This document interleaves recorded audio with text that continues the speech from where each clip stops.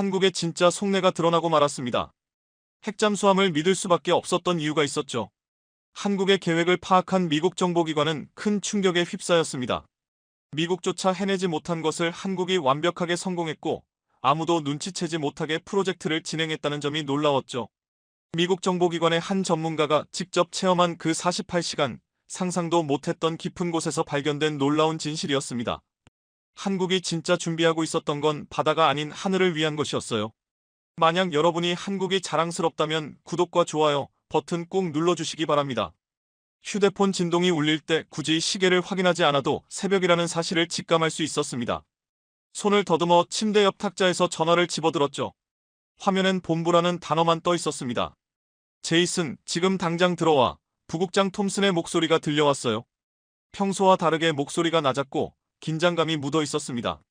무슨 일입니까? 라고 물었더니 전화로 설명할 수 없어. 30분 안에 작전실로 와 라는 말을 남기고 통화가 종료됐습니다. 저는 바로 침대에서 일어나 옷을 챙겨 입었습니다. 아내가 뒤척이며 눈을 뜨더니 또 긴급 호출이냐고 졸린 목소리로 묻더군요. 네, 금방 다녀올게요. 제가 대답하자 아내는 더 이상 아무 말도 하지 않았습니다. 12년 동안 NSA에서 신호정보 분석관으로 일하면서 이런 새벽 호출을 여러 번 겪었지만 오늘은 뭔가 다르게 느껴졌어요. 톰슨의 목소리에서 평소와 다른 분위기가 감지됐죠.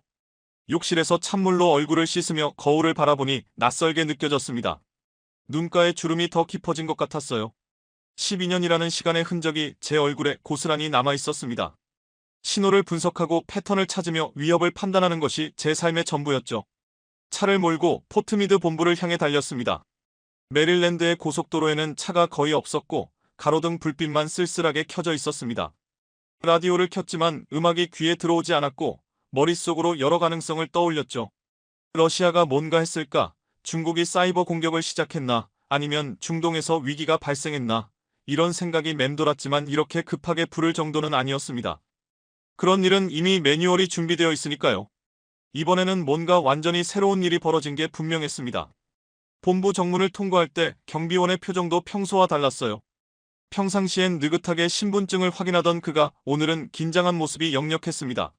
무슨 일인지 아십니까? 하고 물었더니 저도 정확히는 모르지만 오늘은 분위기가 평소와 다릅니다. 새벽인데도 계속 사람들이 들어오고 있습니다. 뭔가 큰일이 일어난 것 같습니다. 하고 낮은 목소리로 답했습니다. 저는 고개를 끄덕이고 지하 주차장으로 차를 몰고 내려갔습니다. 평소보다 차가 훨씬 많았고 긴급 상황실 근처 자리가 대부분 차 있었습니다. 정말로 심각한 일이구나 싶었습니다. 엘리베이터를 타고 비밀 작전실 층 버튼을 눌렀습니다. 내려가는 동안 거울에 비친 제 얼굴을 보니 피곤해 보였지만 눈빛만큼은 살아있었습니다. 긴장되면서도 한편으로는 묘하게 기대되는 기분이 들었죠. 분석관으로서의 본능이 다시 깨어나는 느낌이었습니다. 문이 열리자 복도는 이미 사람들로 북적이고 있었습니다. 위성정보팀 직원들, 동아시아 라인의 사람들, 그리고 국방부에서 파견온 인원들까지 모두 보였습니다. 이 상황이 보통이 아니라는 걸 직감적으로 알 수 있었죠. 모두가 조용한 목소리로 이야기하고 있었는데 얼굴에는 불안감이 역력했습니다. 제이슨 뒤에서 누군가 이름을 불렀고 뒤돌아보니 마크가 있었습니다. 그도 급하게 도착한 것 같았어요. 셔츠가 제대로 정리되어 있지 않았거든요. 너도 호출 받았어? 제가 물었습니다. 응, 1시간 전에. 마크가 대답했습니다. 아직 상황이 뭔지 모르겠어. 다들 말이 없더라. 작전실 문을 밀고 들어가니 이미 30명 정도가 자리를 차지하고 있었습니다. 벽에는 6개의 스크린이 가득 차 있었고 가운데 화면에는 빨간 글씨로 긴급이라는 단어가 깜빡이고 있었죠. 실내 공기가 무겁게 느껴졌습니다. 평소의 차분한 분위기와는 완전히 달랐어요. 뭔가 급박한 기운이 방 안에 가득했습니다. 여기 앉자. 마크가 중간쯤 자리를 가리켰고 저는 그의 옆에 자리를 잡았습니다. 앞쪽에는 부국장실 사람들이 모여 있었고 뒤쪽에는 기술팀이 노트북을 펼쳐놓고 있었습니다. 무슨 일이길래 이렇게 난리야? 제가 속삭였더니 마크가 낮은 목소리로 대답했습니다. 한국에서 뭔가 한 모양이야, 아주 크게. 그의 표정은 굳어 있었습니다. 한국이요? 저는 놀라서 되물었습니다.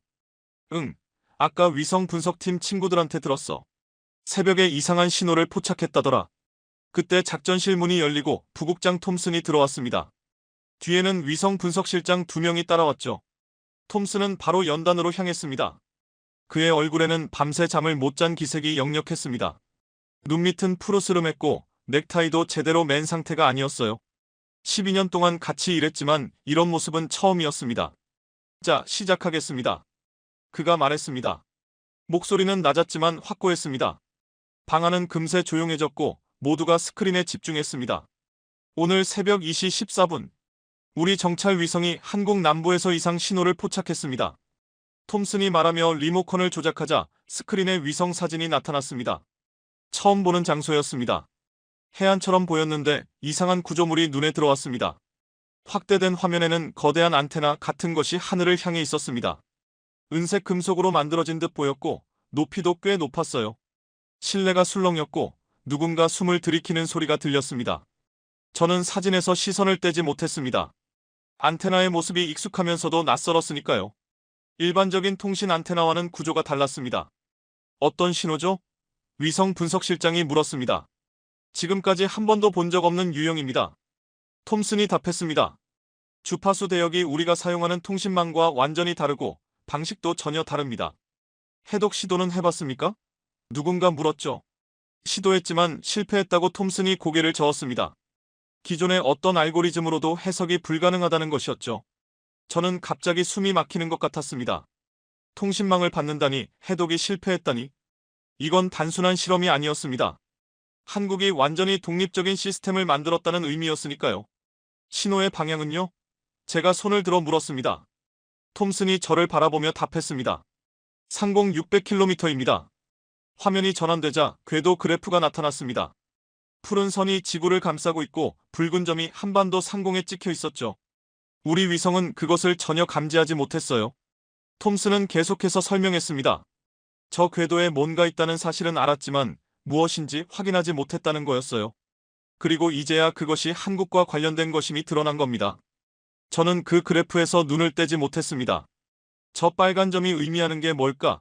한국이 독자적인 위성 네트워크를 갖춘 걸까? 그것도 아무도 모르게 말이에요.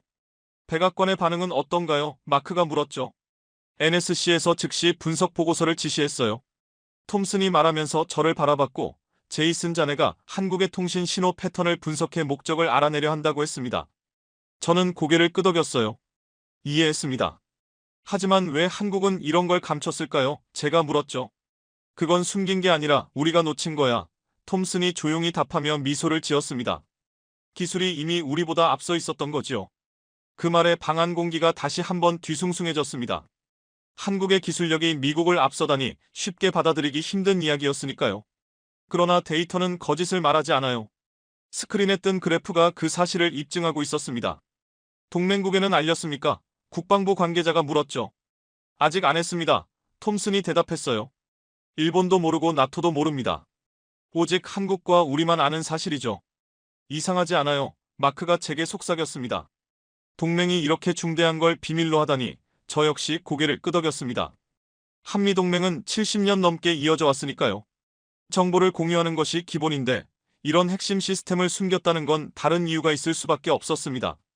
브리핑이 끝난 뒤 사람들은 하나둘씩 자리를 떴어요. 저는 자리에 남아 위성 화면을 계속 바라봤습니다. 해안가에 있는 그 구조물이 자꾸 눈에 들어왔죠. 마크가 제 옆에 앉았습니다. 뭔가 석연치 않지 그가 낮게 속삭였습니다. 한국이 이런 기술을 가지고 있다는 게 믿어지지 않아. 기술 자체는 둘째 문제라고 생각해요. 제가 대답했습니다. 왜 숨겼는지가 더 궁금해요. 그들이 무엇을 두려워하는 걸까?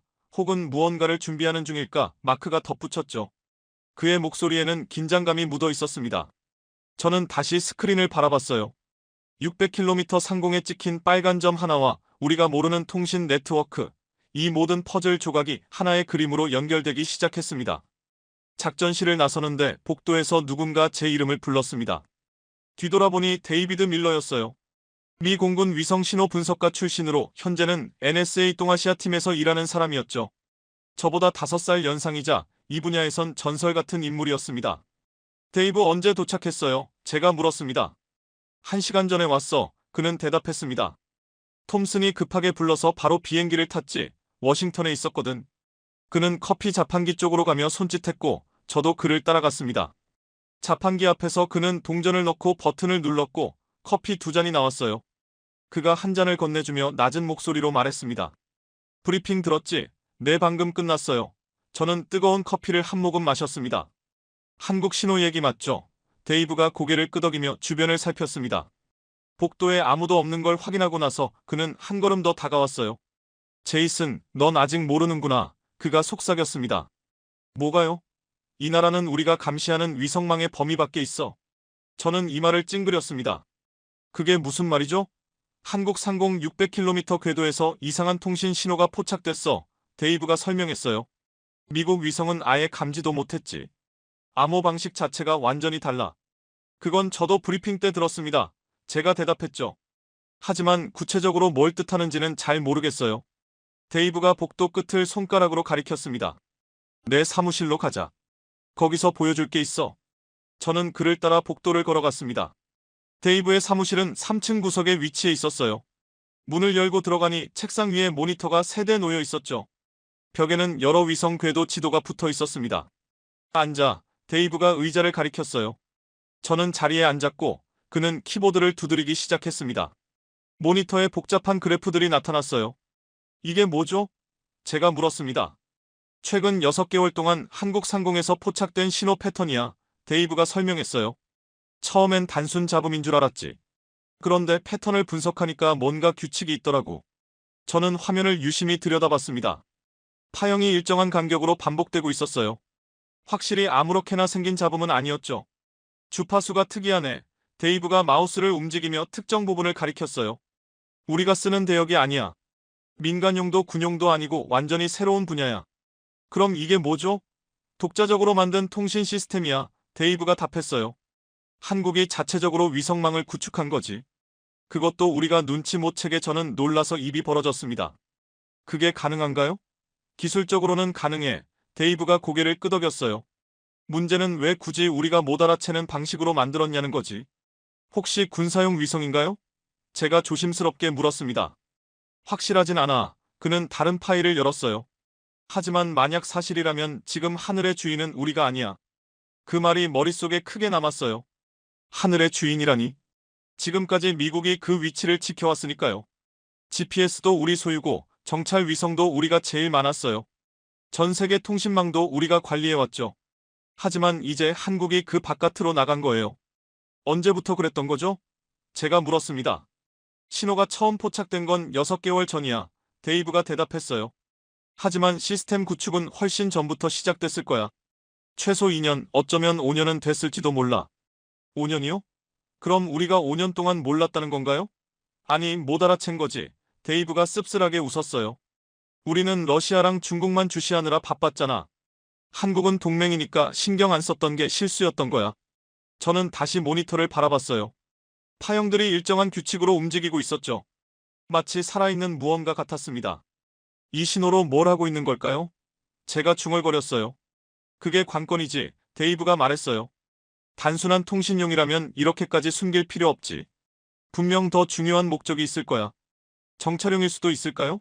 가능성은 있어. 데이브가 고개를 끄덕였어요. 그런데 정찰이라면 영상 데이터가 많아야 하는데 이 신호량은 그것보다 적어. 오히려 명령 전달이나 조기 경보 시스템에 가깝지. 조기 경보요? 북한 미사일 탐지 같은 거? 데이브가 설명했어요. 실시간으로 위협을 포착하고 대응하는 시스템이란 거야. 만약 그게 맞다면 한국은 이제 우리 도움 없이도 자체적으로 방어가 가능해. 저는 등골이 오싹해지는 걸 느꼈어요. 독자 방어라니, 그건 단순한 기술 발전이 아니었어요. 전략적 자립을 뜻하는 순간이었습니다. 한미동맹이 흔들릴 수도 있는 일이었죠. 톰슨이 이 사실을 아는지 궁금해졌습니다. 제가 묻자 데이브는 일부만 안다고 했습니다. 내가 보고했지만 전체 상황은 아직 모른다며 그래서 자네에게 보여준다고 했죠. 왜 저냐고 묻자 신호 분석 전문가라 그런 패턴을 해독할 사람이 필요하다며 암호를 풀고 목적을 파악해야 한다고 했습니다. 저는 모니터를 뚫어지게 바라봤습니다.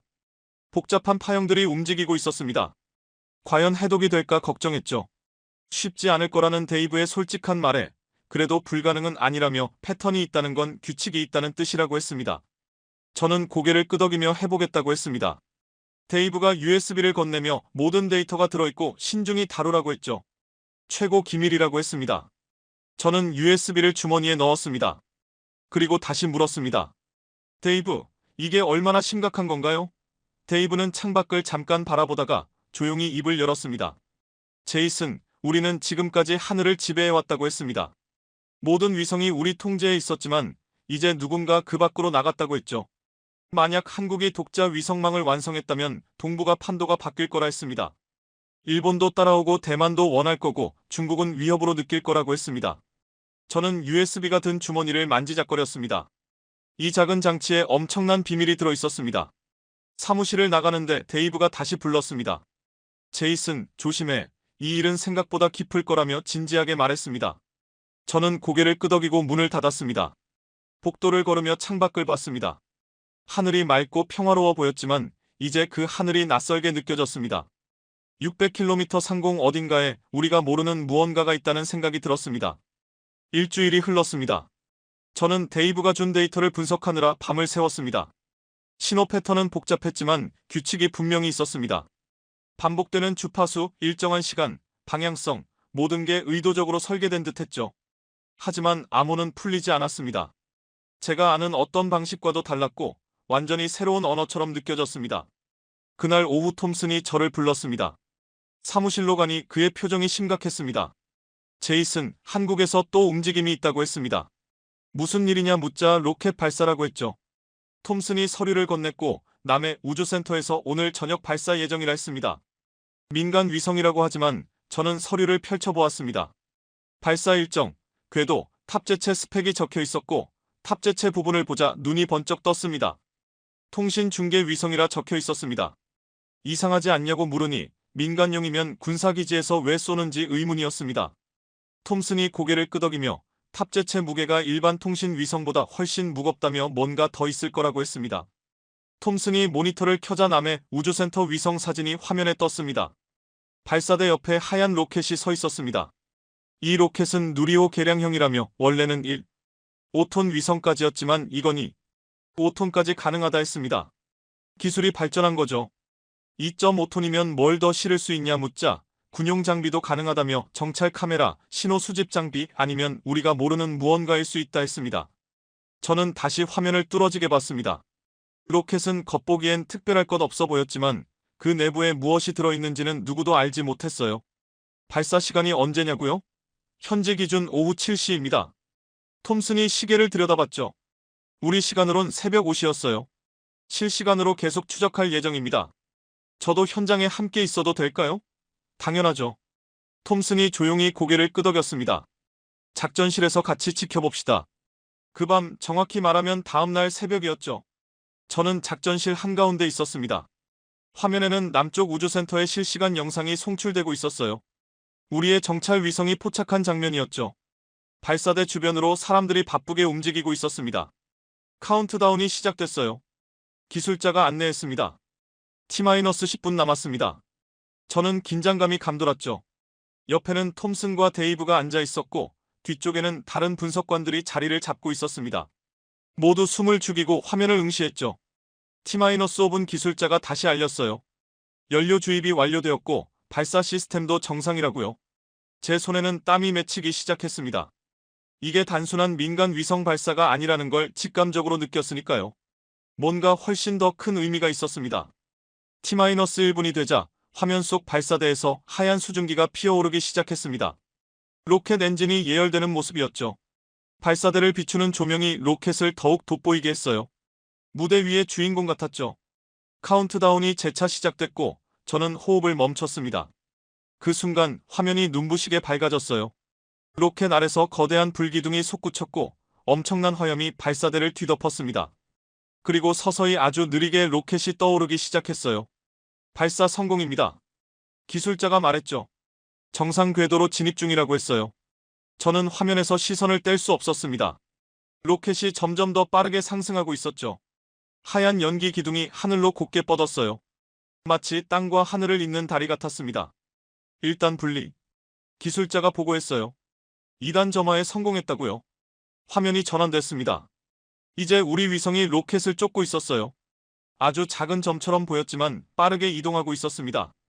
고도 200km 돌파, 속도 정상, 페어링 분리 확인. 저는 옆에 데이브를 바라봤죠. 그도 굳은 표정이었습니다. 우리 둘 다 같은 의문을 갖고 있었죠. 저 위성이 진짜 민간용이 맞을까? 고도 400km, 목표 궤도 진입 준비. 그런데 바로 그때 화면이 갑자기 번쩍였어요. 구름 사이에서 푸른 빛이 스쳤죠. 저게 뭐지? 제가 물었습니다. 잠시만요. 기술자가 빠르게 키보드를 두드렸어요. 반사광 같긴 한데 뭔가 있는 것 같습니다. 확대해봐. 톰슨이 지시했습니다. 화면이 확대됐고 우리는 보게 되었어요. 로켓에서 분리된 위성이 태양 전지판을 펼치고 있었습니다. 그런데 거기서 끝이 아니었어요. 위성 상단에 무언가 추가로 붙어 있었습니다. 저게 뭘까? 데이브가 나직이 말했죠. 안테나 같은데 일반 통신용은 아니야. 저는 화면을 유심히 봤습니다. 그 안테나 형태가 낯익었거든요. 일주일 전에 봤던 구조물과 똑같았어요. 남쪽 해안가의 그 안테나 말이죠. 똑같아요. 제가 이야기했습니다. 일주일 전에 포착했던 신호송신 장치와 같은 구조입니다. 확실해요. 톰슨이 저를 바라봤죠. 네, 주파수 대역도 확인해봐야겠지만 형태는 똑같습니다. 그 순간 기술자가 외쳤어요. 신호 포착 600km 궤도에서 통신 신호가 스크린에 잡힙니다. 새로운 화면이 켜졌습니다. 신호 패턴 그래프였죠. 저는 그걸 알아봤어요. 데이브가 보여줬던 신호와 똑같았습니다. 동일 신호입니다. 제가 확실히 말했어요. 일주일 전 포착한 것과 같은 패턴이에요. 위성 간 통신입니다. 데이브가 설명했습니다. 새 위성이 기존 위성 네트워크에 합류하는 거예요. 저는 숨이 막히는 기분이었습니다. 기존 위성망이라니? 그렇다면 이미 여러 개가 궤도에 있다는 의미겠죠. 한국이 독자 위성 네트워크를 구축하고 있었던 겁니다. 대체 몇 대나 있는 거야? 톰슨이 물었습니다. 확인 중입니다. 기술자가 답했어요. 최소 세대는 파악됐습니다. 어쩌면 그 이상일 수도 있겠죠. 저는 그 사실이 믿기지 않았습니다. 우리가 모르는 사이에 한국이 위성 세대를 쏘아 올렸다는 거잖아요. 그것도 우리 감시에 안 걸리게 했으니 대체 무슨 의도일까요? 데이브가 혼잣말처럼 말했습니다. 단순한 통신 위성이라고 하기엔 너무 정교해요. 저는 화면의 신호 패턴을 바라봤습니다. 주기적으로 반복되고 있었어요. 심장 박동처럼 느껴졌죠. 마치 살아있는 시스템 같았습니다. 계속 추적하라고 톰슨이 명령했어요. 모든 신호를 기록하고 분석하라고 했고 제이슨도 사람 많다고 했습니다. 네, 저는 대답했지만 머릿속은 복잡했습니다. 한국이 뭘 하려는지, 왜 이렇게까지 숨기는지 궁금했어요. 작전실을 나서는데 창밖으로 새벽이 밝아오고 있었습니다. 하늘이 붉게 물들어 아름다웠지만 저는 불안했습니다. 그날 밤 정확히 새벽 4시였습니다. 저는 집에서 자고 있었어요. 갑자기 휴대폰이 울렸습니다. 화면엔 톰슨이었습니다. 제이슨, 당장 TV 켜봐. 그가 다급하게 말했죠. KBS 뉴스였어요. 저는 거실로 나가 TV를 켰습니다. 리모컨으로 채널을 돌리니 KBS 뉴스에 긴급 속보 자막이 떴어요. 무슨 일이냐고 묻자 그냥 보라고 했습니다. 화면엔 한국 뉴스 앵커가 나와 있었고 표정이 긴장돼 있었습니다. 속보입니다. 북한이 동해상으로 탄도미사일을 발사한 것으로 추정됩니다. 앵커가 말했어요. 우리 군은 발사 징후를 미리 포착했고 현재 추적 중이라고 했습니다. 저는 화면을 주시했습니다. 북한 미사일 발사는 흔했지만 이번엔 뭔가 달랐습니다. 사전에 포착했다는 말이 이상했거든요. 톰슨에게 이게 왜 중요하냐고 물었어요. 시간을 보라고 했습니다. TV 화면 구석에 사시 3분이라고 찍혀 있었어요. 자막엔 발사 시각이 사시 3분 10초라고 적혀 있었죠. 잠깐만요. 제가 놀라 말했습니다. 발사가 사시 3분 10초인데 방송은 사시 3분에 이미 시작됐어요. 게다가 발사 징후를 사전에 포착했다고요? 맞아, 톰슨이 답했습니다. 한국 방송은 미사일이 날아가기 10초 전부터 이미 보도하고 있었던 거야. 저는 소파에 주저앉았습니다. 10초 전이라니 그건 예측이 아니라 거의 예언이었죠. 우리 시스템으론 불가능합니다. 발사 후에나 탐지하는데 한국은 어떻게 그 전에 알았죠? 그게 바로 문제야, 톰슨이 말했습니다. 우리 국방부에서 난리 났어. 한국이 어떤 시스템을 쓰는지 알아내라고 저는 TV를 계속 봤습니다. 화면이 바뀌고 한국 합참의 브리핑이 나왔어요. 제복 입은 장성이 설명했습니다. 우리 군은 북한 미사일 기지의 열 신호와 전자기파 변화를 실시간 감시하고 있습니다. 장성이 말했어요. 발사 준비부터 모든 과정을 추적하니 국민들은 안심하라고 했죠. 열 신호와 전자기파라 저는 곱씹었습니다. 위성으로만 가능한 일이었으니까요. 톰슨 이거 제가 말하려는데 그가 먼저 말했습니다. 알아, 한국 위성 네트워크야. 지난주에 본 그거. 저는 고개를 끄덕였습니다. 600km 궤도의 그 위성들 맞죠? 그래, 톰슨이 확인했어요. 지금 바로 본부로 오라며 긴급 회의가 있다고 전화를 끊었습니다. 저는 옷을 입고 서둘러 나갔습니다. 아내가 또 나가냐고 물었고, 네, 급한 일이라고 답했습니다. 1시간 후 작전실엔 이미 많은 사람들이 모여 있었어요. 톰슨, 데이브, 국방부 장성들도 있었습니다. 시작하지, 톰슨이 말했어요. 스크린에 북한 미사일 발사 영상이 나타났습니다. 우리 위성이 포착한 장면이었죠. 발사 시각 4시 3분 10초, 톰슨이 설명했습니다. 우리 조기 경보 시스템은 4시 3분 25초에 탐지했어요. 15초 늦었죠. 그런데 한국은요, 누가 물었습니다. 4시 3분, 톰슨이 답했습니다. 발사 10초 전부터 이미 방송을 시작했어요. 방안이 술렁거렸습니다. 불가능하다고 국방부 장성이 말했습니다. 미사일 발사는 점화 순간에야 감지되는데 그전엔 모릅니다. 그런데 한국은 이미 알고 있었습니다. 데이브가 조용히 말했습니다. 그들은 발사 준비가 시작되는 순간을 포착했습니다. 열감지, 전자파, 진동 변화까지 모든 데이터를 실시간으로 해석했죠. 어떻게 가능한 거지? 장성이 물었어요. 우리도 정찰 위성이 있는데 왜 우린 놓쳤지? 해상도가 달라서 그래요. 제가 대답했습니다. 한국 위성 센서가 우리보다 더 정교한 것 같아요. 아주 미세한 온도 차이도 구별할 수 있을 겁니다. 장성의 이마가 찌푸려졌습니다. 우리 최신 위성도 그 정도 성능은 아니야. 한국은 어떻게 그 기술을 얻었지? 자체적으로 개발했을 거예요. 데이브가 말했습니다. 반도체 강국이잖아요. 센서나 칩도 직접 만들 수 있죠. 화면이 바뀌면서 한국 위성의 궤도가 나왔어요. 붉은 점 3개가 한반도 상공에 보였죠. 이 3개의 위성이 북한을 밤낮 없이 감시하는 거야. 데이브가 설명했어요. 한 대가 지나가면 다음 위성이 오고 또 다음이 이어져서 끊임없이 움직여요. 실시간 관찰이죠. 제가 말했습니다. 맞아요. 데이브가 고개를 끄덕였죠. 북한이 미사일에 연료를 넣는 순간부터 포착해서 점화 준비도 확인하고 그래서 발사 전에 미리 알 수 있다는 거죠. 저는 놀라면서도 약간 두려웠습니다. 이건 그냥 경보 시스템이 아니라 완전한 감시 체계였으니까요. 북한의 모든 동향이 한국에 그대로 전달되는 거였어요. 그럼 우리는 어떻게 되는 거지? 장성이 물었죠. 우리의 조기 경보 체계는 이제 무용지물인 건가? 톰슨이 잠시 머뭇거리다 대답했습니다. 한반도 상황은 한국이 우리보다 빨리 파악해요. 더 정확하게. 장성의 얼굴이 굳어졌습니다. 한미 동맹은 우리가 정보를 제공하던 구조인데 이제 한국이 우리보다 먼저 알게 된 거야. 그게 지금 현실이에요. 톰슨이 말했죠. 저는 화면을 바라봤습니다. 붉은 점 3개가 천천히 움직이고 있었어요. 하늘의 감시자처럼 느껴졌죠. 이제 한국은 스스로를 지킬 수 있게 된 겁니다.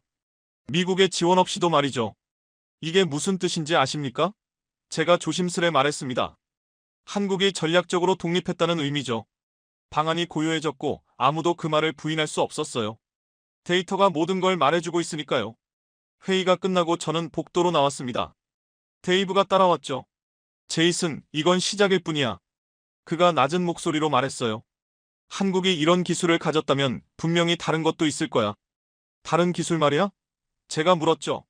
생각해봐. 데이브가 말했습니다. 조기 경보만 있으면 부족하잖아. 요격 시스템도 필요하지. 그 말에 등골이 서늘해졌습니다. 요격 시스템이라니? 설마 한국이 미사일 방어망도 갖춘 건가요? 아직 확인되진 않았어. 데이브가 대답했죠. 하지만 논리적으로 보면 그게 맞아. 예측만 하고 막지 못하면 의미 없잖아. 저는 창밖을 바라봤습니다. 해가 떠오르고 있었죠. 밝은 아침이었지만 마음은 무거웠습니다. 한국이 우리보다 앞서가고 있으니까요. 그때 톰슨이 저를 사무실로 불렀습니다. 방에 들어가니 그 혼자 있었습니다. 얼굴이 심각해 보였죠. 앉게. 그가 말했습니다. 저는 책상 앞 의자에 앉았어요. 톰슨은 창밖을 잠시 바라보다가 조용히 입을 열었죠. 제이슨, 여권 있나? 네, 있습니다. 제가 대답했어요. 왜 그러십니까? 한국에 다녀와야 해. 톰슨이 저를 바라봤습니다. 직접 확인할 게 있으니까. 저는 놀랐습니다. 한국에요? 어떤 명목으로 가는 거죠? 기술 교류 명분이야. 톰슨이 설명했습니다. 겉으로는 한미 정보 공유 강화를 위한 회의지. 국방부에서 추진하는 거야. 진짜 목적은요? 그들이 어떤 걸 갖고 있는지 직접 보는 거지. 톰슨이 서류를 내밀었습니다. 위성망 조기 경보 체계 그리고 우리가 아직 모르는 것까지 전부 알아내야 해. 저는 서류를 펼쳤습니다. 한미 국방기술협력회의라고 적혀 있었고 참가자 명단에 제 이름도 있었습니다. 신호정보 분석 전문가로 나와 있었어요. 언제 출발합니까? 모레다. 톰슨이 대답했죠. 일주일 일정이고 회의도 참석하고 시설도 둘러보고 자연스럽게 질문도 하고 관찰도 해. 동맹국을 조사하는 건가요? 제가 조심스럽게 물었죠. 조사는 아니야. 톰슨이 고개를 저었습니다. 확인하는 거야. 우리는 진실을 알아야 해. 한국이 뭔가 숨기고 있다면 그게 뭔지 밝혀야 하고. 들키면요? 들키지 않도록 해. 톰슨이 단호하게 말했습니다. 넌 단지 회의에 참석하는 분석가일 뿐이야. 궁금한 게 있으면 질문하고 현장을 살펴보는 게 내 역할이야. 의심받을 이유는 전혀 없어. 저는 조용히 서류를 내려놓았습니다. 마음이 편치 않았습니다. 동맹국을 탐색하는 임무가 썩 내키지 않았거든요. 하지만 톰슨의 말도 일리가 있었죠. 만약 한국이 실제로 뭔가 숨기고 있다면 우리도 반드시 알아야 했으니까요. 데이브도 같이 가나요? 아니, 톰슨이 대답했습니다. 넌 혼자 움직여. 데이브는 여기서 내가 보내는 자료를 따로 분석할 거야. 알겠습니다. 제가 조용히 고개를 끄덕였습니다. 톰슨이 자리에서 일어나 제 어깨에 손을 얹었습니다. 제이슨, 신중히 행동해. 그는 진지하게 조언했습니다. 한국은 우리가 생각하는 것보다 훨씬 더 준비가 잘 된 나라일 수 있어. 이틀 후 저는 덜레스 공항에 도착해 있었습니다. 한 손에는 큰 여행 가방, 다른 한 손에는 노트북 가방을 들고 있었죠. 여행 가방 안에는 소형 신호 탐지기가 숨겨져 있었습니다. 겉으로 보기에는 그냥 충전기처럼 보였지만 실제로는 전파를 탐지하는 장비였죠. 탑승구로 이동하는데 휴대폰이 진동했습니다. 데이브가 전화했죠. 제이슨, 잘 다녀와. 그가 말했습니다. 필요한 게 있으면 언제든 연락해. 고마워, 제가 대답했습니다. 그리고 조심해. 데이브가 덧붙였습니다. 한국 정보기관도 상당히 치밀해. 내가 NSA 직원이라는 걸 알게 되면 신경 쓸 거야. 최대한 자연스럽게 행동할게. 비행시간은 14시간이었습니다. 긴 시간이었죠. 저는 기내에서 한국 관련 문서를 다시 확인했습니다. 위성 궤도 분석, 신호 패턴 연구, 조기 경보 체계 평가 모든 자료가 동일한 결론을 가리키고 있었습니다. 한국은 독자적인 역량을 갖추고 있다. 인천공항에 도착한 시간은 현지 기준 다음날 오후였습니다. 입국 심사 때 심장이 두근거렸어요. 혹시라도 제 임무가 드러나지 않을까 걱정됐기 때문이었죠. 그러나 심사관은 제 여권을 확인한 뒤 도장을 찍어줬습니다. 회의 참석 목적이시군요. 그가 영어로 말했습니다. 좋은 시간 보내세요. 감사합니다. 저는 미소를 띠며 답했습니다. 입국장에 나오자 정장 차림의 남성이 기다리고 있었습니다. 혹시 제이슨 리 씨 맞으십니까? 그가 영어로 물었습니다. 네, 맞습니다. 국방부 국제협력과 김민준입니다. 그는 명함을 건넸습니다. 차량이 대기 중입니다. 저는 그를 따라 주차장으로 이동했습니다. 검은색 제네시스 차량이 있었습니다. 차에 오르자 김민준이 일정표를 건네줬습니다. 오늘은 호텔 체크인만 하시고 내일부터 본격적으로 일정이 시작됩니다. 그가 설명했습니다. 국방부 방문, 기술 브리핑, 시설 견학 등 다양한 일정이 있습니다. 저는 일정표를 빠르게 훑어봤습니다. 사흘간 일정이 아주 빡빡하게 계획되어 있었어요. 하지만 제가 진짜 관심 있는 건 이런 공식적인 일정이 아니었습니다. 한국의 항공우주센터 같은 특별한 장소를 보고 싶었죠. 차가 서울 시내로 들어오면서 창밖으로 고층 빌딩들이 빠르게 지나갔습니다. 생각했던 것보다 훨씬 현대적인 도시였죠. 도로는 매우 깨끗했고 차량들도 질서 있게 움직이고 있었습니다. 한국은 처음 방문이십니까? 김민준이 물었습니다. 네, 처음입니다. 제가 답했습니다. 정말 인상적인 도시네요. 감사합니다. 김민준이 미소 지으며 말했습니다. 회의 기간 동안 불편함 없이 지내시길 바랍니다. 차량은 강남에 위치한 고급 호텔 앞에 멈췄습니다. 화려한 호텔이었습니다. 체크인을 마치고 방에 들어섰습니다. 20층 객실이라 창밖으로 서울 도심이 한눈에 펼쳐졌죠. 저는 짐을 풀고 숨겨둔 신호 탐지기를 꺼내 작동을 확인해봤습니다. 정상 작동이었습니다. 다양한 주파수 신호가 잡혔죠. 휴대폰이 울렸습니다. 톰슨이었습니다. 도착했나? 그가 물었습니다. 네, 방금 호텔에 들어왔어요. 좋아. 톰슨이 말했습니다. 내일부터 본격적으로 시작이다. 최대한 많은 걸 보고 들어라. 특히 위성 관제 시스템에 대해 꼭 물어봐. 알겠습니다. 그리고 제이슨, 톰슨이 잠깐 말을 멈췄습니다. 항상 조심해. 그들도 우리를 만만하게 보지 않아. 내가 어떤 목적으로 왔는지 눈치챌 수도 있어. 자연스럽게 행동하겠습니다. 전화를 끊고 저는 창밖을 바라봤습니다. 서울의 밤은 아름다웠습니다. 수많은 불빛이 반짝였죠. 하지만 저는 도시의 불빛이 아니라 그 너머 하늘을 바라봤습니다.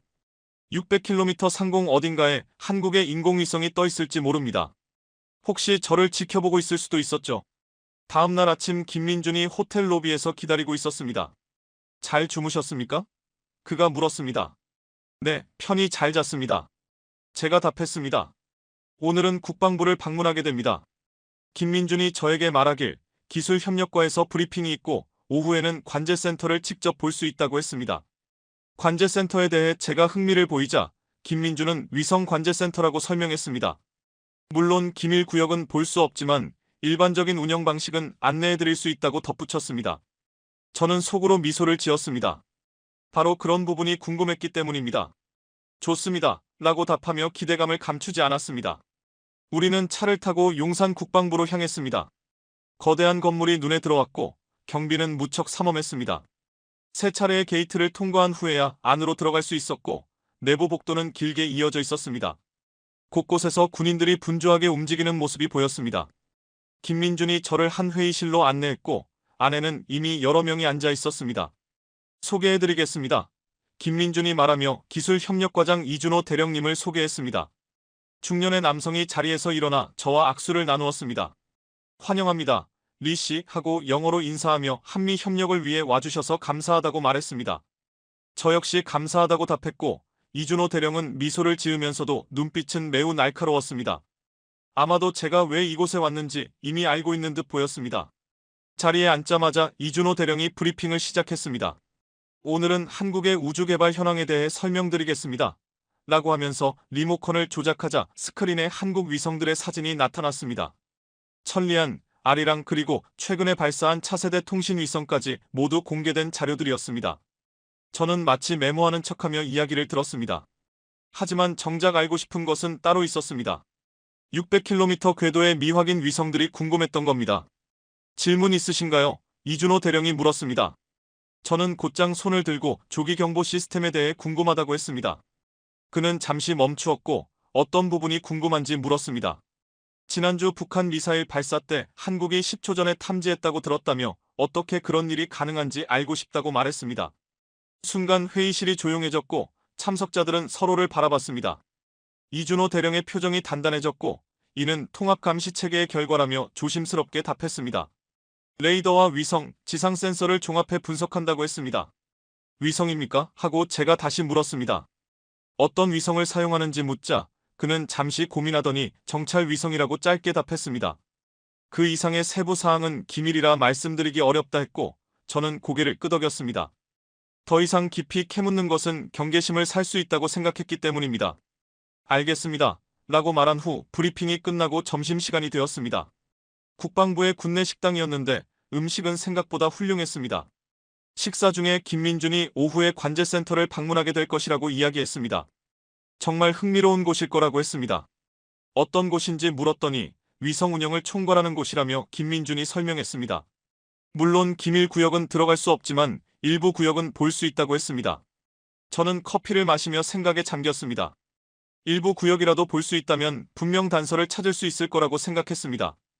오후 2시가 되자 우리는 국방부 건물의 지하로 향했습니다. 엘리베이터가 B3층까지 내려갔고 문이 열리자 긴 복도가 나타났습니다. 양쪽에는 금속문이 줄지어 있었고 김민준이 앞장서 걸었습니다. 한문 앞에 도착하자 그는 카드를 대고 경고음이 울린 뒤 문이 열렸습니다. 안으로 들어가니 거대한 공간이 펼쳐져 있었고 벽에는 수많은 스크린이 설치돼 있었습니다. 수십 명의 요원들이 컴퓨터 앞에서 바쁘게 일하고 있었고 마치 영화에서 본 관제실과 비슷했습니다. 여기가 바로 위성관제센터입니다. 김민준이 설명했습니다. 대한민국의 모든 위성이 이곳에서 관리된다고 했습니다. 저는 주위를 둘러보았습니다. 중앙 스크린에는 3개의 지도가 띄워져 있었고 파란 점들이 움직이고 있었습니다. 바로 위성들의 궤도였죠. 총 몇 대나 있습니까? 하고 제가 물었습니다. 공개 가능한 위성은 12대라고 김민준이 답했습니다. 통신, 정찰, 기상위성이 포함된다고 했죠. 공개 가능한 것만이냐고 다시 물으니 그의 표정이 약간 굳어졌습니다. 네, 군사용 위성은 기밀이라고 했습니다. 그 순간 한 요원이 다가와 김 과장님, 박 실장님이 찾으신다고 전했습니다. 알겠습니다. 하고 김민준이 답했습니다. 김민준이 저를 바라봤습니다. 잠깐만 기다려달라고 하더군요. 그는 요원을 따라갔고 저는 혼자 남게 됐습니다. 저는 주변을 천천히 살피는 척하며 걸음을 옮겼어요. 요원들이 바쁘게 움직이며 일하는 모습이 눈에 들어왔습니다. 한 요원의 모니터에 흥미로운 화면이 나타났습니다. 궤도 정보가 표시되어 있었는데 고도가 600km라고 적혀 있더군요. 바로 제가 찾던 그 궤도였습니다. 저는 자연스럽게 다가갔습니다. 요원이 저를 힐끗 보며 물었습니다. 도와드릴까요? 아, 죄송합니다. 저는 대답했어요. 그냥 구경하고 있었습니다. 화면이 인상적이네요. 요원은 서둘러 화면을 바꿨어요. 다른 정보가 나타났고 기밀 자료라며 미안하다는 표정으로 설명했습니다. 저는 고개를 끄덕이고 물러섰습니다. 하지만 이미 다 확인했죠. 600km 궤도에 뭔가 있다는 걸 알았습니다. 그때 김민준이 돌아왔습니다. 기다리게 해서 죄송합니다. 그가 말했어요. 이쪽으로 가시죠. 보여드릴 게 더 있습니다. 그를 따라가자 작은 회의실에 도착했습니다. 벽에는 한국 위성들의 사진이 여러 장 걸려 있었죠. 여기가 브리핑룸입니다. 김민준이 안내했습니다. 위성 운영 현황을 보고하는 공간이죠. 저는 사진들을 하나씩 살폈어요. 대부분은 널리 알려진 위성이었지만 한쪽 구석에 흐릿하게 찍힌 사진 한 장이 있었습니다. 가까이 가서 살펴보니 형태가 독특해서 일반적인 위성과는 달랐죠. 저건 뭔가요? 하고 물었습니다. 김민준이 황급히 다가왔어요. 아, 그건 아직 개발 중인 모델입니다. 라고 대답했죠. 아직 발사 전입니다. 그런데 사진 아래에는 작은 글씨로 발사일 2024년 11월이라고 적혀 있었습니다. 이미 발사되었다는 뜻이었죠. 11월이면 이미 지났잖아요. 제가 지적했습니다. 김민준의 표정이 굳어졌고 그는 당황한 듯 제 착각이었다고 얼버무렸습니다. 다른 곳으로 이동하자고 했고 저는 그를 따라가며 마음속으로 확신했습니다. 한국은 뭔가를 숨기고 있었습니다. 그것도 굉장히 중요한 거리요. 관제센터를 나와 지상으로 올라왔습니다. 오늘 일정은 여기까지라고 김민준이 말했습니다. 호텔로 모셔다 드리겠습니다. 감사합니다. 저는 대답했습니다. 차량을 타고 호텔로 돌아오는 길이었죠. 저는 창밖을 바라보며 여러 생각에 잠겼습니다. 오늘 본 장면들이 퍼즐 조각처럼 하나씩 맞춰지기 시작했죠. 600km의 궤도, 흐릿한 위성 사진, 10초 전 예측까지 모든 게 연결되는 느낌이었습니다. 호텔에 도착해 방으로 들어가자마자 노트북을 켰습니다. 암호화된 통신으로 데이브에게 메시지를 전송했죠. 관제센터 방문 완료. 600km 궤도 확인. 최소한기 이상 존재. 발사일 2024년 11월 추정. 곧바로 답장이 왔습니다. 좋아. 더 알아낼 수 있어? 내일 시도해보겠다고 답했어요. 조심해. 데이브가 다시 보냈습니다. 혹시 그들이 눈치챘을 수도 있으니 조심하라고 했죠. 저는 노트북을 닫고 창밖을 바라봤습니다. 서울의 밤이 깊어가고 있었습니다. 도시의 불빛들이 반짝였지만 제 시선은 하늘을 향했습니다. 저 높은 곳 어딘가에 해답이 있다고 믿었습니다. 다음 날 아침 김민준에게서 전화가 왔습니다. 리 씨, 오늘 일정이 추가되었습니다. 그가 말했죠. 어떤 일정이냐고 묻자 국정원에서 면담을 요청했다고 조심스럽게 말했습니다.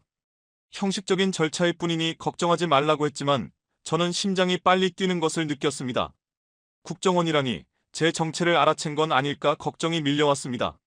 알겠습니다. 최대한 침착하게 대답했습니다. 언제인가요? 1시간 후라는 답이 돌아왔고 김민준은 로비에서 만나자고 했습니다. 전화를 끊고 저는 급히 준비했습니다. 신호 측정기는 가방 깊숙이 숨겼어요. 들키면 안 되니까요. 거울 앞에서 넥타이를 매며 스스로에게 다짐했습니다. 이제부터가 진짜 시작이다. 다음 날 아침 로비에서 김민준을 만났습니다.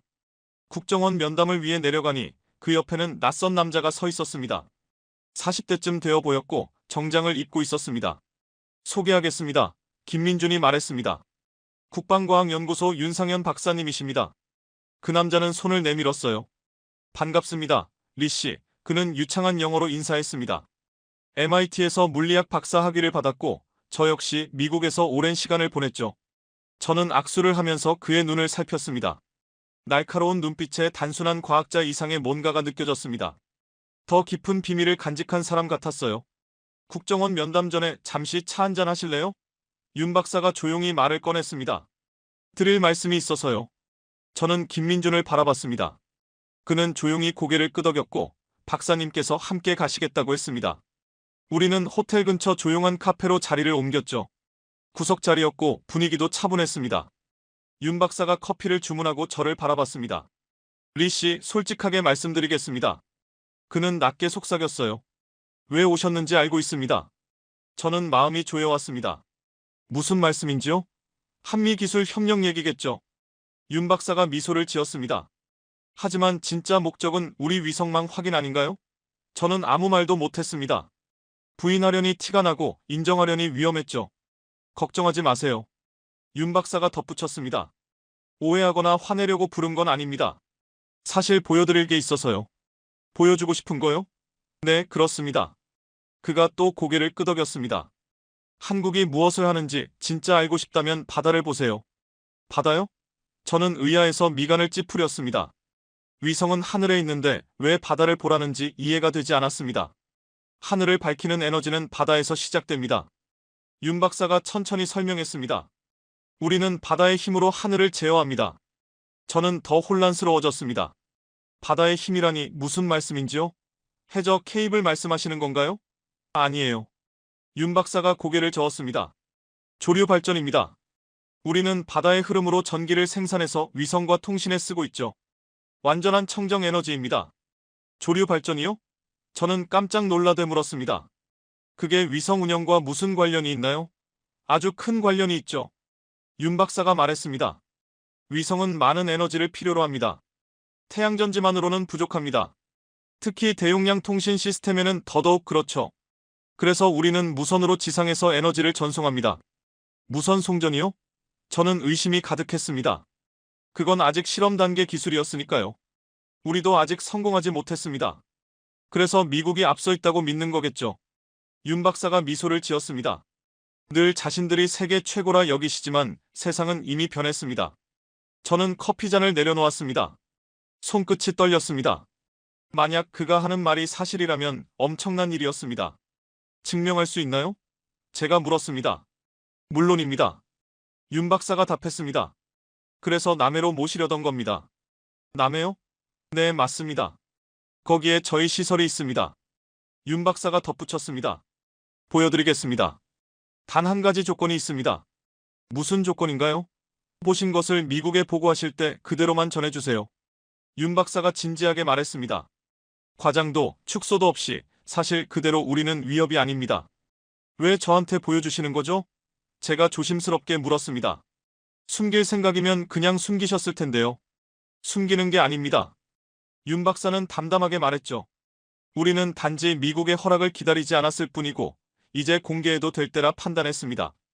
저는 그의 눈을 바라봤습니다.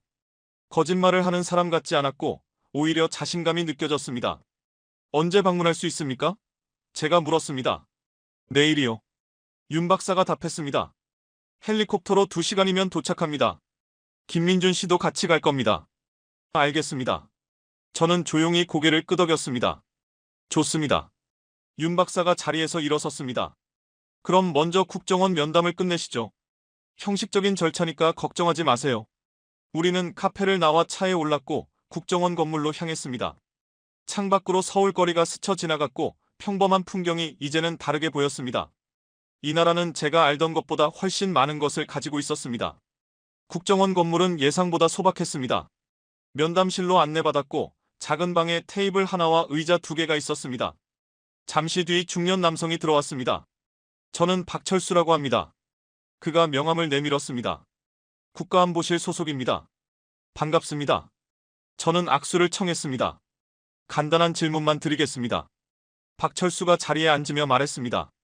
한국 방문 목적이 무엇입니까? 기술 협력입니다. 제가 답했습니다. 한미 국방 협력 강화를 위해서입니다. NSA 소속이시죠? 그가 다시 물었습니다. 저는 침착하게 대답하려 했습니다. 네, 맞습니다. 신호정보 분석 담당입니다. 그럼 우리 위성에 관심 많으시겠군요. 박철수가 웃으며 말했습니다. 저는 조심스럽게 대답했습니다. 직업상 관심이 있긴 합니다. 걱정하지 마세요. 박철수가 말했습니다. 우린 동맹이니까요. 서로 알아야 할 부분이 있죠. 윤 박사님이 내일 남해로 안내하신다고 하네요. 혹시 알고 계셨나요? 제가 물었죠. 물론입니다. 박철수가 고개를 끄덕였습니다. 저희가 허락한 일입니다. 보여드려도 된다고 판단한 거예요. 왜 지금인가요? 타이밍이죠. 박철수가 설명했습니다. 미국도 언젠가는 알게 될 테니 차라리 저희가 보여주는 편이 낫다고 생각했어요. 오해 없이 면담은 30분 만에 끝났습니다. 예상보다 수월했어요. 위협도 경고도 없었습니다. 오히려 환영하는 분위기였죠. 건물을 나서니 윤 박사님이 기다리고 있었습니다. 어떠셨나요? 그가 물었습니다. 제 예상이 바뀌었습니다. 솔직히 답했어요. 한국이 저를 조사 대상이 아니라 손님으로 대하는 느낌이었습니다. 맞아요. 윤 박사가 말했습니다. 우린 적이 아닙니다. 리 씨의 파트너죠. 차를 타고 호텔로 돌아왔습니다. 방에 들어가자마자 노트북을 켜고 데이브에게 긴급 메시지를 보냈습니다. 상황 변화, 한국 측이 시설 공개를 일부 제한, 내일 남해 방문 예정. 답장이 바로 왔습니다. 조심해라, 함정일 수도 있으니까. 아니면 정말 보여주고 싶은 걸 수도 있지. 제가 답했습니다. 톰슨에게 보고했다고. 데이브가 물었습니다. 지금 바로 할게. 암호 채널로 톰슨에게 연락했습니다. 상황을 설명하니 그가 말했습니다. 직접 확인해. 하지만 모든 과정을 기록해. 사진은 찍지 말고 눈으로 확인해. 알겠습니다. 통신을 끊고 저는 창밖을 바라봤습니다. 해가 저물고 있었죠. 내일이면 모든 것이 드러날 것 같았습니다. 한국이 정말 어떤 걸 가지고 있고 왜 미국에 공개하려는지. 다음날 아침 일찍 윤 박사님이 호텔에 오셨습니다. 준비되셨나요? 그가 물었습니다. 네, 준비됐습니다. 제가 대답했어요. 가방에는 노트와 펜만 챙겼습니다. 카메라나 측정기는 두고 갔죠. 직접 보고 기억하기로 했습니다. 김민준도 함께였어요. 우리는 차를 타고 서울공항으로 향했습니다. 군용 헬기가 대기하고 있었어요. 검은 헬기였고 측면엔 태극 문양이 보였습니다. 헬기에 오르자 조종사가 인사했습니다. 안전벨트 착용 부탁드립니다. 곧 출발합니다. 로터가 돌기 시작했어요. 점점 속도가 빨라지더니 헬기가 이륙했습니다. 서울 시내가 점점 멀어졌고 고층 건물들이 작아지며 한강이 보이기 시작했어요. 남해까지 2시간 걸립니다. 윤 박사가 헤드셋으로 말했어요. 편히 쉬세요. 저는 창밖을 바라봤습니다. 산과 들판이 스쳐 지나갔어요. 한국은 작지만 풍경이 참 아름다웠죠. 1시간이 지나자 바다가 나타났습니다. 에메랄드빛 바다였고 섬들이 점점이 펼쳐졌죠. 곧 도착합니다. 조종사가 말했습니다. 헬기가 고도를 낮췄고 해안가 절벽이 보였습니다. 그 위로 건물들이 있었어요. 외관상 민간 시설 같았지만 경비가 삼엄했습니다. 울타리와 초소가 곳곳에 있었죠. 헬기가 착륙장에 내렸고 로터가 멈추자 우리는 내렸습니다. 바닷바람이 상쾌했지만 저는 긴장감을 느꼈어요. 여기서 무엇을 보게 될지 알 수 없었으니까요. 이쪽으로 오시죠. 윤 박사가 앞서 걸었습니다. 건물 입구로 향했어요. 경비원이 신분증을 확인하고 문을 열어줬습니다. 안에 들어가니 복도가 이어졌습니다. 깨끗하고 현대적이었고 양쪽엔 실험실처럼 보이는 방들이 있었습니다. 여기가 남해 해양에너지연구소입니다. 윤 박사가 설명했습니다. 표면상으론 조류발전연구소죠. 그런데 실제로는요? 제가 물었습니다. 실제로도 맞아요. 윤 박사가 미소 지었습니다. 다만 그게 전부가 아니죠. 우리는 엘리베이터를 탔고 윤 박사가 카드를 대고 지하 3층을 눌렀어요. 엘리베이터가 내려가고 문이 열리자 거대한 공간이 펼쳐졌습니다. 천장이 높았고 중앙에는 큰 수조가 있었습니다. 물이 소용돌이 치고 있었어요. 조류 발전 시뮬레이터입니다. 윤 박사가 설명했어요. 바닷물 흐름을 그대로 재현한 거죠. 터빈이 돌아가며 전기가 생산됩니다. 저는 수조를 유심히 봤습니다. 물속에 터빈이 보였고 빠르게 회전하고 있었죠. 전력 생산량은 얼마나 되나요? 제가 물었습니다. 지금은 50메가와트입니다. 윤 박사가 대답했어요. 작은 도시 하나를 충분히 돌릴 수 있는 규모죠. 하지만 우리는 이걸 다르겠습니다. 위성에 활용하죠. 정확도가 높아요. 윤 박사님이 고개를 끄덕였습니다. 이쪽으로 오시겠어요? 더 보여드릴 게 있어요. 우리는 수조를 지나 다른 문으로 갔습니다. 카드를 찍고 들어가니 또 다른 공간이 나왔습니다. 이번엔 거대한 안테나가 있었죠. 천장을 뚫고 위로 솟아 있었습니다. 이게 뭔가요? 제가 물었습니다. 무선 송전 안테나입니다.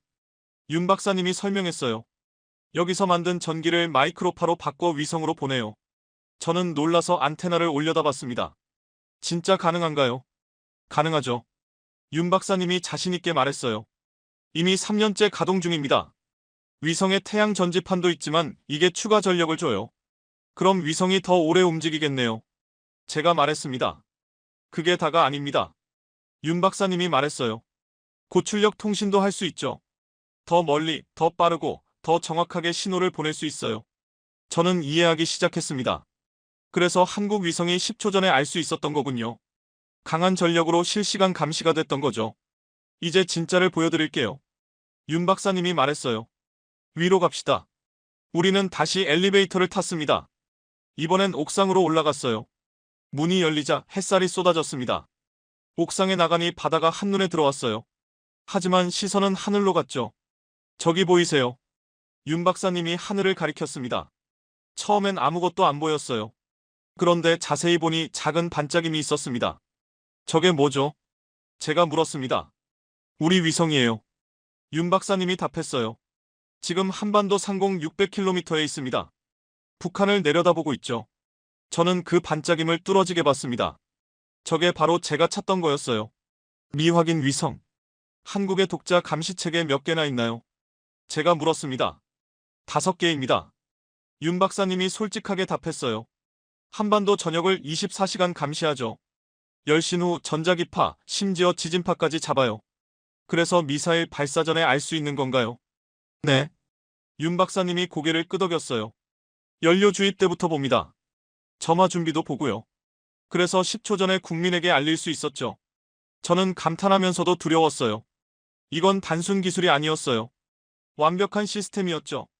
한국은 이제 스스로 지킬 수 있었습니다. 왜 저에게 보여주시나요? 제가 다시 물었습니다. 미국이 알아야 하니까요. 윤 박사님이 말했어요. 숨기려던 게 아니에요. 준비가 될 때까지 기다린 거죠. 이제 완성됐어요. 미국이 어떻게 반응할까요? 압니다. 윤 박사님이 바다를 바라봤습니다. 불편해할 거예요. 동맹이 독자 능력을 가지면 반갑지 않겠죠. 하지만 이해해야 합니다. 우리는 생존하려는 겁니다. 북한 위협 때문인가요? 네. 윤 박사님이 고개를 끄덕였어요. 우린 더 이상 누군가의 보호만 기다릴 수 없어요. 스스로 지켜야 하죠. 그게 주권 국가의 권리입니다. 저는 그의 말이 이해됐어요. 한국 입장에서는 당연한 선택이었죠. 하지만 미국 입장에서는 위협일 수 있었어요. 리시 윤 박사님이 저를 봤습니다. 미국에 확실히 전해주세요. 우린 적이 아니라고. 우린 그저 평화를 원한다고. 알겠습니다. 제가 답했어요. 꼭 전하겠습니다. 우리는 다시 건물 안으로 들어갔어요.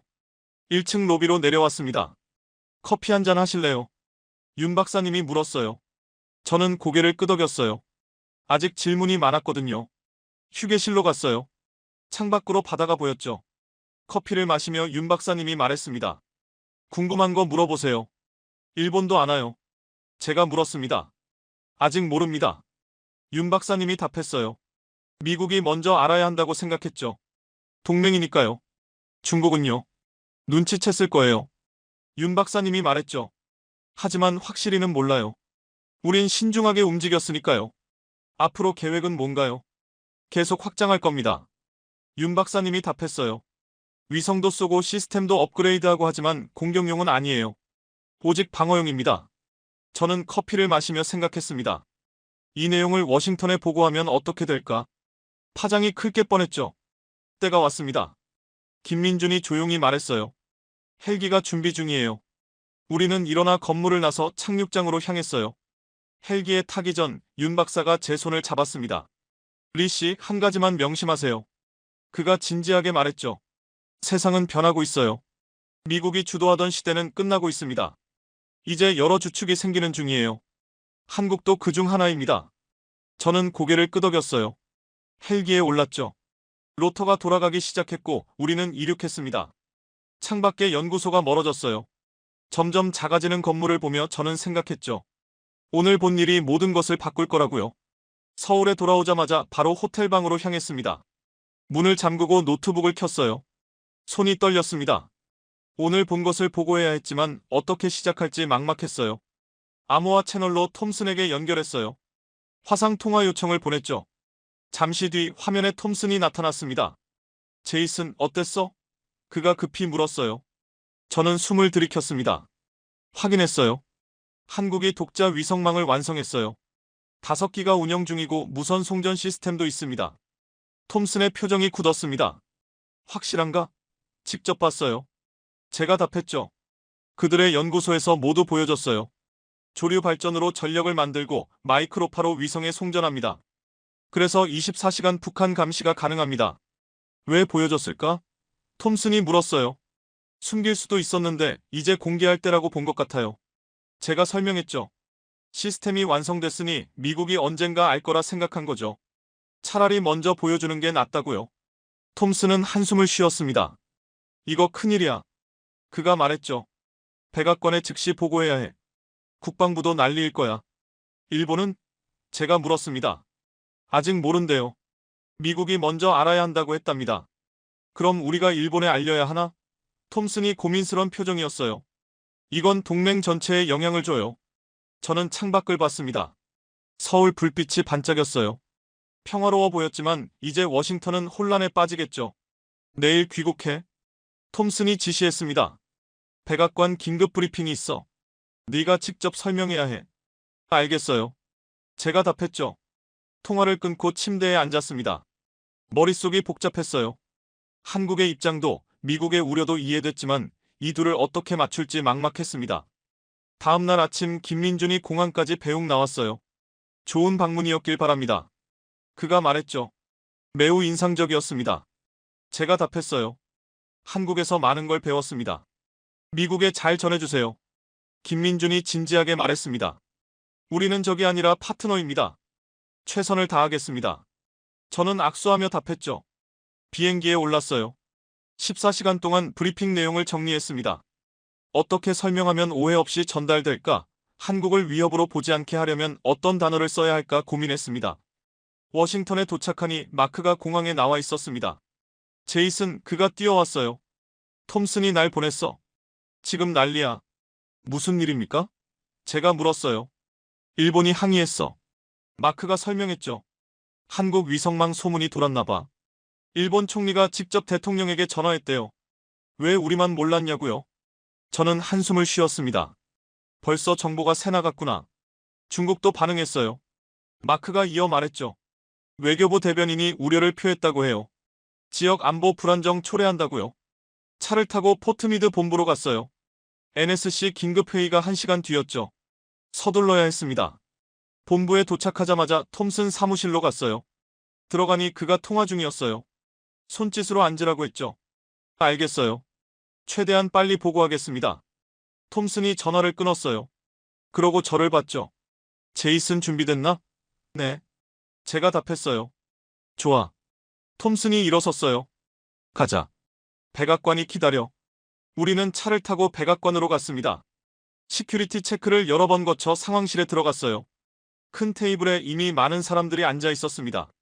국무장관과 국방장관, NSC 보좌관, 그리고 CIA 국장까지 모두가 자리에 앉아 있었습니다.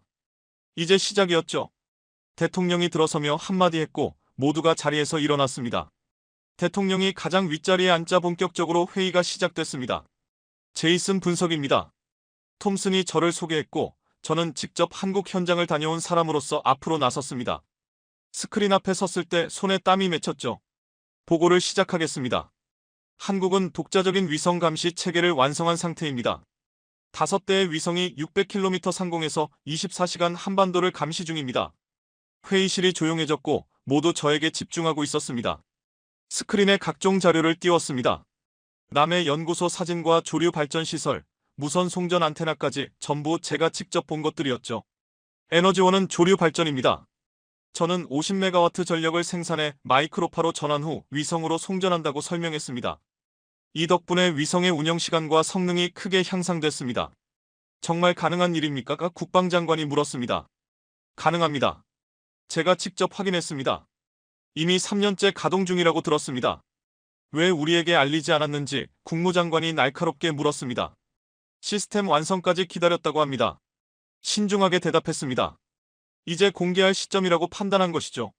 배신 아니냐는 장관의 질문에 목소리가 높아졌지만 동맹국이 이런 중요한 것을 숨겼다고 해서 배신이라고 보긴 어렵다고 했습니다. 그들은 자국 방어를 위해 기술을 개발했고 주권 국가로서의 권리를 행사한 것입니다. 그래도 미리 말했어야 한다는 국방장관의 말에 저는 초대받아 직접 현장을 확인했다고 차분히 답했습니다. 만약 숨기려 했다면 그럴 이유가 없었을 것입니다. 의도가 뭐냐고 대통령이 묻자 단호히 방어라고 답했습니다. 북한 위협에 독자적으로 대응하기 위한 능력 확보, 그게 전부입니다. 공격하려는 목적은 없어 보입니다. 확신하냐는 질문에 고개를 끄덕였고 윤상현 박사가 명확히 평화를 지키기 위한 조치라고 밝혔다는 사실을 전했습니다. 그 말을 믿느냐는 국방장관의 냉소적인 질문에도 저는 믿는다고 대답했습니다. 한국은 70년 동안 우리 동맹이었고 그들을 의심할 이유가 없습니다. 일본은 어떻게 할 거냐고 국무장관이 물었습니다. 이미 일본에서 항의가 들어왔으니 일본과 정보를 공유하면 된다고 제안했고 한국도 투명성을 원할 거라고 말했습니다. 중국에 대해 묻자 이미 중국이 눈치챘을 것 같지만 한국 시스템은 오직 북한 감시에만 쓰인다고 설명했습니다. 중국을 겨냥한 건 아닙니다. 대통령이 한참 생각한 끝에 제이슨, 자네의 의견은 무엇이냐고 묻자 저는 심호흡을 하고 협력을 제안했습니다. 한국을 압박하면 관계만 악화될 테니 그들의 역량을 인정하고 함께 나아가는 것이 더 좋다고 했습니다. 정보 공유 체계를 만들고 공동방어 협력을 강화하는 것이죠. 방안이 조용해졌고 대통령이 국무장관에게 협상 준비를 지시했습니다. 한국과 3자 대화 채널을 만들어 미국, 한국, 일본이 투명성을 확보하고 협력 시스템을 구축하라는 명령이었죠. 국무장관은 알겠다고 고개를 끄덕였습니다. 회의가 끝난 후 톰슨이 다가와 어깨를 두드리며 잘했다고 칭찬했습니다. 자네가 전쟁을 막았다며 농담했죠. 외교적인 전쟁이라는 말에 저는 안도했습니다. 하지만 모든 것이 끝난 것이 아니라 이제 시작이라는 생각이 들었습니다. 일주일이 지나자 워싱턴은 여전히 한국 위성망 이슈로 분주했고 국무부는 한일 3자 회담 준비에 한창 국방부도 새로운 협력 구조를 논의하고 있었습니다. 저는 평소처럼 신호 분석 업무로 돌아갔지만 마음 한편은 계속 한국을 생각하고 있었습니다. 그러던 어느 새벽 또다시 경보음이 울렸습니다. 휴대폰을 집어들자 긴급 알림이 떴고 북한이 탄도미사일을 발사했다는 소식이었습니다. 저는 곧바로 일어나 TV를 켜니 CNN에서 속보가 나오고 있었죠. 북한이 ICBM급 미사일을 쐈다는 소식이었는데 뭔가 이상한 점이 있었습니다. 발사 시각이 새벽 4시 12분으로 적혀 있었지만 지금 시계는 4시 15분을 가리키고 있었습니다. 단 3분 전의 일이었죠. 그런데 벌써 뉴스에 등장할 정도로 정보가 눈 깜짝할 사이에 전파된 겁니다. 휴대전화가 울렸습니다. 데이브였습니다. 제이슨 TV 켜고 있나? 그가 다급하게 물었습니다. 네, 지금 보고 있어요. 뭔가 이상해요. 데이브가 말했습니다. 우리 조기 경보 시스템보다 한국 쪽이 더 빠르다니까. 발사 10초 만에 전 세계에 소식이 퍼졌어.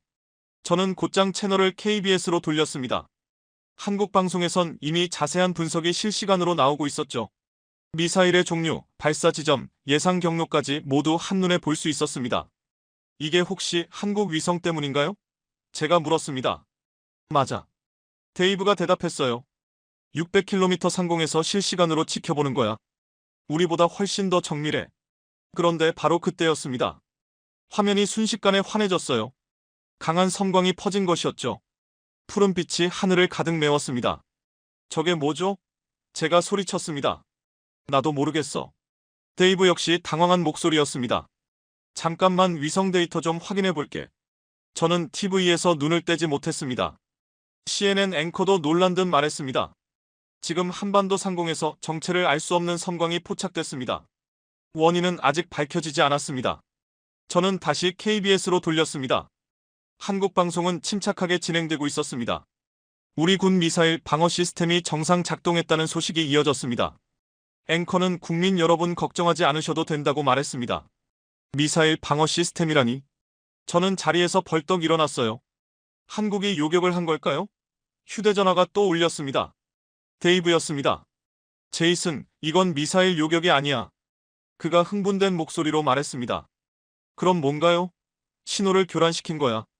데이브가 설명했습니다. 미사일의 유도 시스템을 무력화시킨 거야. 전자기파를 이용해서 말이야. 저는 숨이 막혔습니다. 전자기파 무기라니 그게 실현 가능합니까? 이론적으로는 가능해. 데이브가 답했습니다. 하지만 실제로 쓰인 건 처음 봐. 한국이 해낸 거야. 그럼 미사일은 어떻게 됐죠? 경로를 벗어났어. 데이브가 말했습니다. 유도 시스템이 마비되니까 제어가 안 돼서 추락한 거야. 동해에 떨어졌대. 저는 TV를 뚫어지게 쳐다봤습니다. 화면엔 한국 합참의 브리핑이 나오고 있었습니다. 우리 군은 북한 미사일의 위협을 성공적으로 제거했습니다. 장성이 발표했습니다. 새로운 방어 시스템이 제대로 작동했고 국민의 안전이 확보됐다고 했습니다. 새로운 방어 시스템, 저는 그 말이 머릿속에 맴돌았습니다. 윤 박사가 보여주지 않았던 게 분명 있었던 거죠. 단순한 위성 감시뿐만 아니라 요격 시스템까지. 휴대전화가 또 울렸습니다. 이번에는 톰슨이었습니다. 제이슨, 지금 바로 들어오라고 명령했습니다. 긴급 상황이야. 30분 뒤 저는 작전실에 도착했습니다. 이미 수십 명이 자리에 앉아 있었습니다. 모니터에는 북한 미사일의 궤도가 선명하게 표시돼 있었죠. 상황 보고 톰슨이 말했습니다. 위성 분석실장이 자리에서 일어났어요.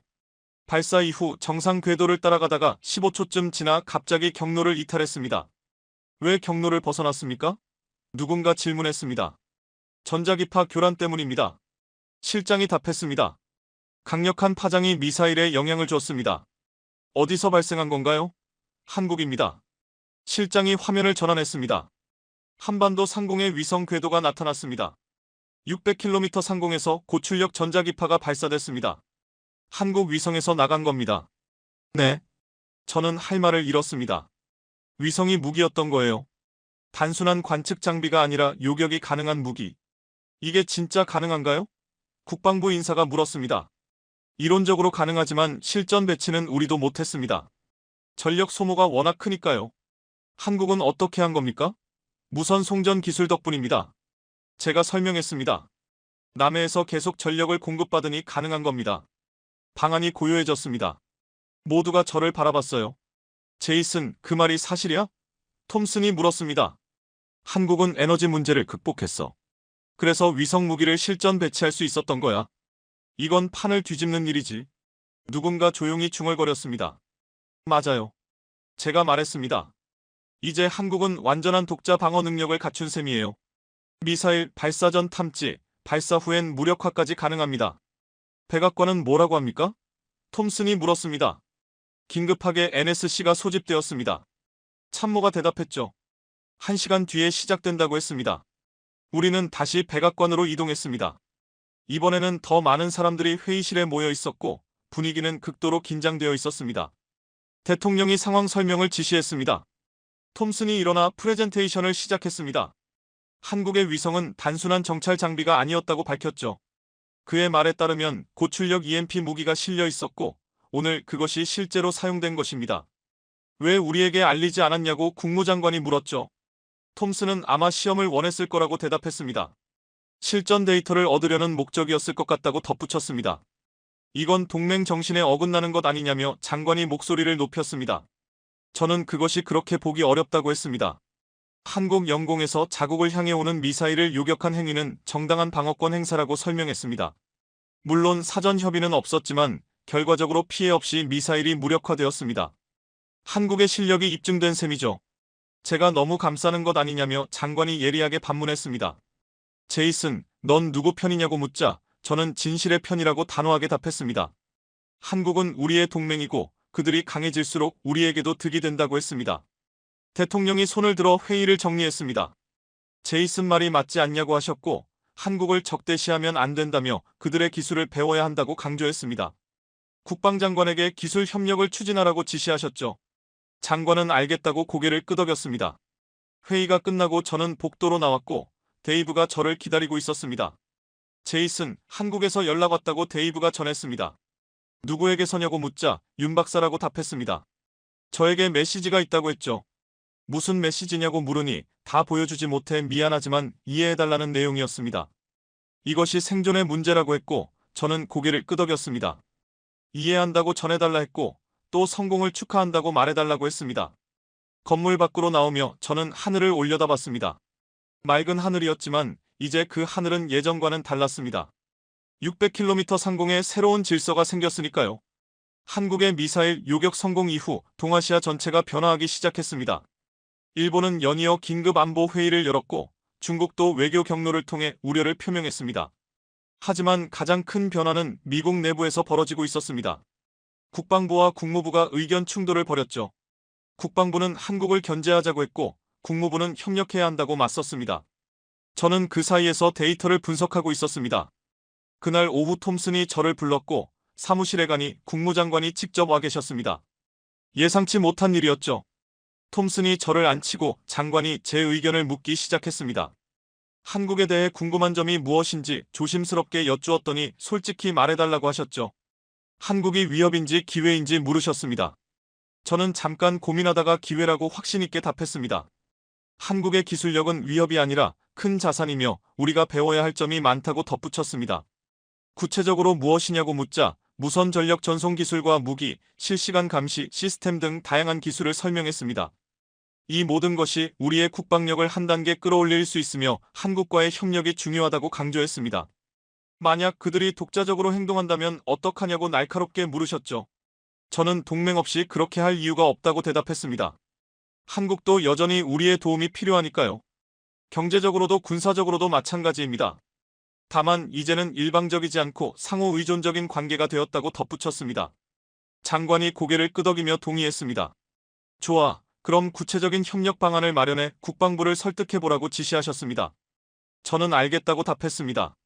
장관이 떠난 후 톰슨이 저를 바라보며 이제 자네가 중심 인물이 되었다고 했습니다. 자네 분석이 정책의 근간이 될 거라면서요. 부담스럽다고 솔직히 말했지만 해야 할 일이라며 톰슨이 제 어깨를 두드렸습니다. 일주일 후 한미일 3자 정상회담이 도쿄에서 개최되었습니다. 저 역시 기술 자문으로 참석하게 되었습니다. 장소는 일본 외무성의 회의실이었습니다. 세 나라 대표들이 마주보며 자리에 앉았습니다.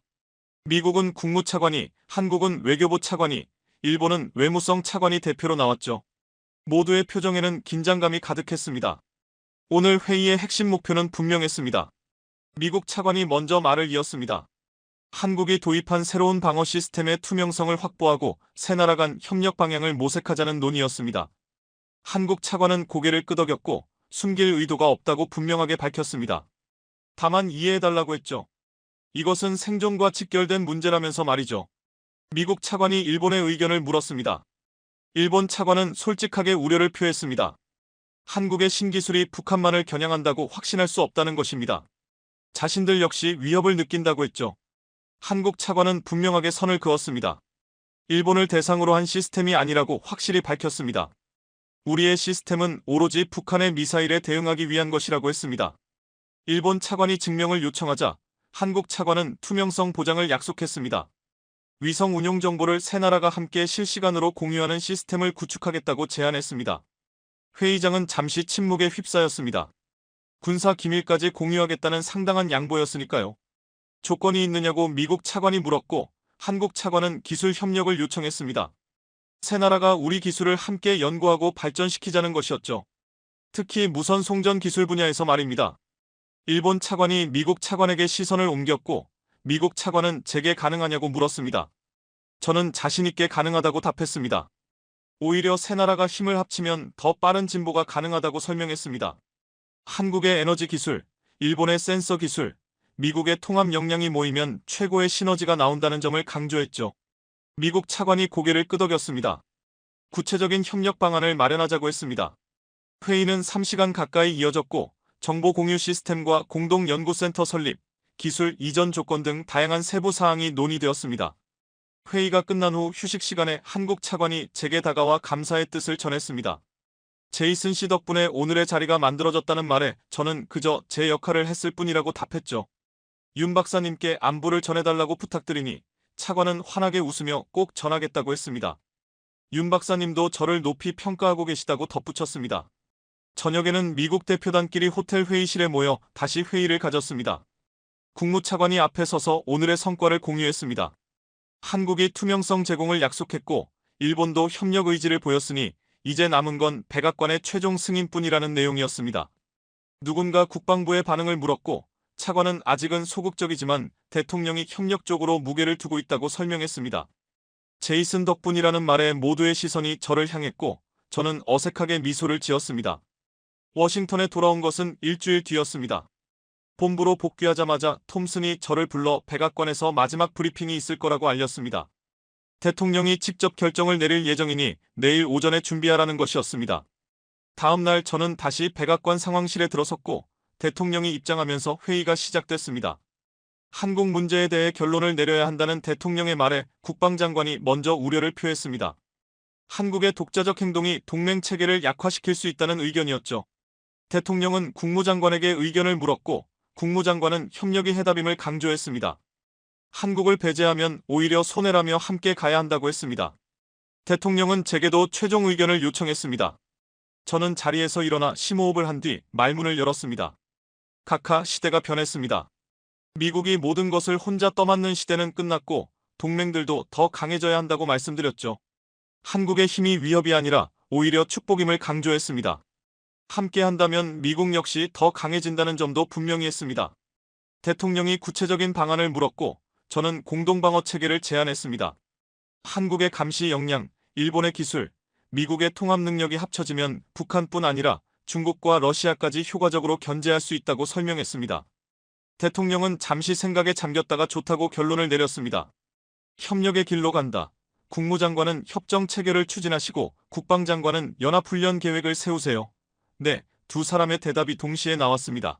회의가 끝나고 복도로 나왔을 때 데이브가 저를 기다리고 있었습니다. 해냈네, 제이슨. 그가 말했죠. 내가 역사의 흐름을 바꾼 거야. 저는 고개를 저으며 말했습니다. 제가 한 게 아니에요. 한국이 변화시킨 겁니다. 저는 단지 통역 역할만 했을 뿐이에요. 건물을 나오며 저는 하늘을 올려다보았습니다. 구름 사이로 햇살이 비추고 있었고 600km 상공 어딘가에는 한국의 위성들이 돌고 있었겠죠. 이제 그 하늘은 우리만의 것이 아니었습니다. 모두가 함께 지키는 하늘이었어요. 며칠이 흘렀습니다. 백악관의 결정 이후로 모든 것이 빠른 속도로 움직이고 있었습니다. 국무부는 한미일 3국 협력 협정의 초안을 마련했고 국방부는 연합훈련 계획을 준비하고 있었죠. 저는 여전히 포트미드 본부에서 데이터 분석 업무를 이어가고 있었습니다. 그러던 어느 오후 톰슨이 저를 불렀습니다. 그의 사무실에 가니 그는 창밖을 바라보고 있었죠. 제이슨 같이 좀 보자며 말을 걸었습니다. 저는 조용히 자리에 앉았고 톰슨은 뒤돌아보며 웃음을 보였습니다. 자네 덕분에 큰일을 해냈어. 대통령께서 자네를 높게 평가하셨어. 그는 그렇게 말했습니다. 저는 그저 맡은 바를 했을 뿐이라고 대답했죠. 톰슨은 미소를 지으며 말했습니다. 자네가 없었으면 우린 한국과 갈등이 생겼을 거야. 동맹이 무너질 수도 있었지. 하지만 자네가 그 다리를 놓아줬어. 저는 또다시 고개를 저었습니다. 한국이 먼저 손을 내밀었어요. 저는 그저 그 메시지를 전달했을 뿐이죠. 아무튼 결과가 좋아서 다행이야. 톰슨이 덧붙였습니다. 이제 새로운 시대가 시작됐으니까 미국 혼자가 아니라 동맹과 함께 가는 시대야. 그날 저녁 집에 돌아왔을 때 아내가 저녁을 준비하고 있었습니다. 요즘 많이 바빴지? 아내가 묻더군요. 네, 좀 그랬어요. 이제 끝났어요. 좋은 결과였어요. 제가 말했습니다. 적어도 전쟁은 막았으니까요. 아내는 저를 바라봤습니다. 전쟁이라니 외교적인 싸움이요. 제가 웃으며 설명했어요. 한국과 미국이 갈등할 뻔했지만 잘 해결됐어요. 당신 덕분이구나. 아내가 자랑스러운 표정으로 말했습니다. 저는 그녀를 꼭 안았습니다.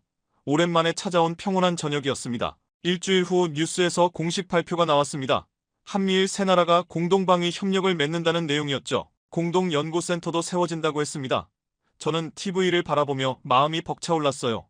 아주 작은 역할이라도 했다는 사실이 자랑스러웠죠. 그때 휴대폰이 울렸습니다. 데이브였습니다. 뉴스 봤어? 그가 물었죠. 네, 지금 보고 있어요. 정말 대단하지. 이제 진짜 동맹이 됐어. 데이브가 말했습니다. 이제는 서로를 숨기지 않는 진정한 파트너가 된 거야. 저는 창밖 하늘을 바라보았습니다. 석양이 붉게 물든 하늘이었어요. 600km 상공 어딘가에 위성들이 돌고 있겠죠. 이제 모두가 함께 평화를 지키고 있었습니다. 세상은 달라졌습니다. 한 나라가 모든 걸 통제하던 시대는 지났어요. 이제 여러 나라가 함께 책임을 나누는 시대가 온 것이죠. 그것이 더 나은 미래라고 믿었습니다. 저는 조용히 혼잣말을 했습니다. 한국은 핵잠수함을 원한 게 아니었어요. 그들은 평화를 지킬 수 있는 힘이 필요했을 뿐이에요. 그리고 이제 우리 모두가 그 힘을 함께